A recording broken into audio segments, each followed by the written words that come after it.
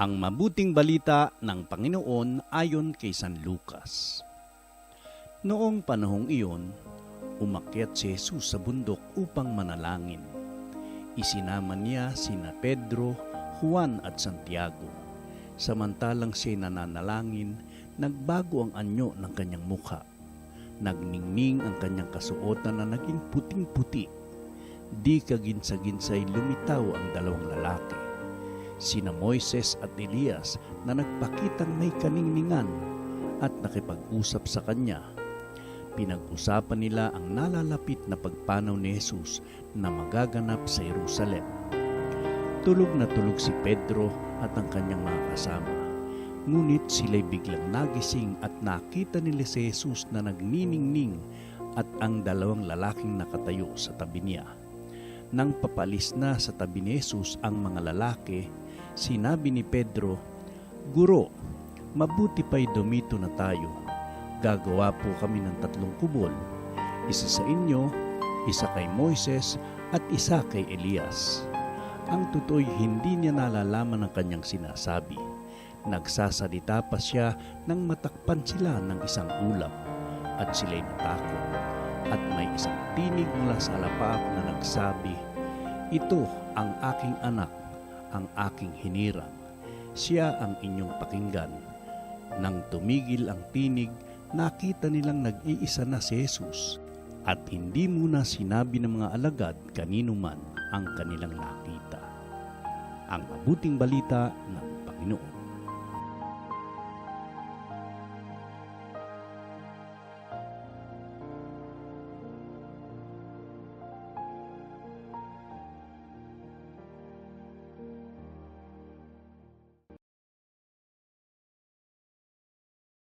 Mapagpala at mabiyayang araw po sa ating lahat, mga kapatid. Sa ating ebanghelyo ngayon, isinalaysay ni San Lucas ang makapangyarihang sandali ng pagbabagong anyo ni Jesus sa bundok, kung saan kasama niya sina Pedro, Santiago at Juan. Habang siya nananalangin, biglang nagmingning ang kanyang mukha at ang kanyang damit ay naging busilak sa kaputian. Nagpakita rin sina Moises at Elias na kumakatawan sa kautusan at sa mga propeta, na nagpapatunay na si Jesus ang kaganapan ng lahat ng pangako ng Diyos. Sa kaganapan ng himala, nasaksihan ng mga alagad ang kaluwalhatian ng Panginoon. Dahil sa labis na pagkamangha, sinabi ni Pedro, "Guro, mabuti pa'y gawin natin ang 3 tolda, isa para sa iyo, isa para kay Moises at isa para kay Elias." Ngunit hindi niya lubos na naunawaan ang kahulugan ng pangyayari. Habang nagsasalita siya, nilukuban sila ng ulap at narinig nila ang isang tinig mula rito. "Ito ang aking anak, ang aking hinirang. Pakinggan niyo siya." Ang tinig ng Diyos Ama ay isang malinaw na tagubilin sa ating lahat na pakinggan natin si Jesus. Sa ating buhay, maraming boses ang ating naririnig. Boses ng mundo, boses ng takot, boses ng sarili nating pagnanasa. Ngunit ang pinakamahalaga ay ang tinig ng ating Panginoon. Ang pagbabagong anyo ni Jesus ay paalala sa atin na sa kabila ng mga pagsubok at kadiliman ng buhay, may naghihintay na kaluwalhatian para sa mga tunay na sumusunod sa Kanya. Pinapakita rin niya sa atin na ang tunay na pagbabago ay nagsisimula sa pananalangin at pakikinig sa Diyos.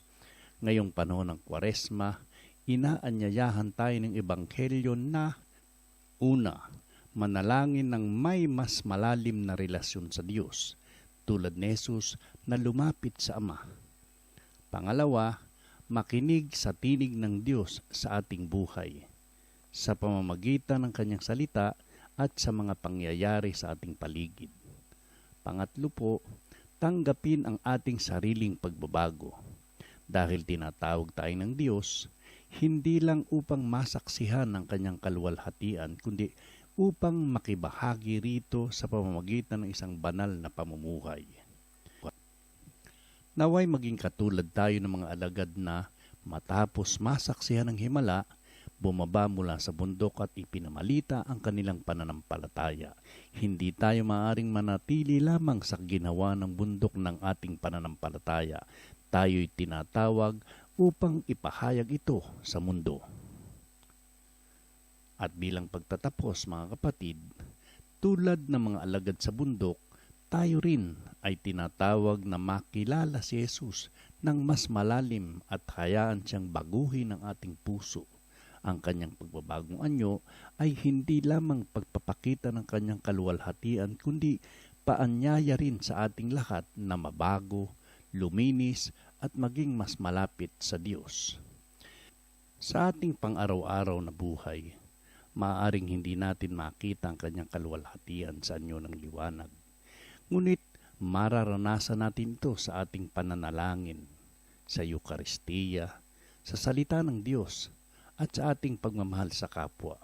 Ang mahalaga ay makinig tayo sa tinig ng Diyos at sundin ang kanyang kalooban. Ngayong panahon ng Kwaresma, naway mas lalo tayong magsumikap sa pananalangin, pagbabagong loob at pagsasabuhay ng ating pananampalataya. At sa huli, kapag dumating na ang panahon ng ating sariling pagbabago, makakasama natin si Jesus sa kanyang walang hanggang kaluwalhatian. Manalangin tayo. Panginoon, sa iyong pagbabagong anyo, ipinakita mo sa amin ang iyong kaluwalhatian. Buksan mo ang aming puso upang mas lalo ka naming makilala at sundin. Tulungan mo kaming magbago ayon sa iyong kalooban at mamuhay ng may kabanalan. Naway palagi naming pakinggan ang iyong tinig at ipahayag ang iyong pag-ibig sa aming pang-araw-araw na buhay. Amen.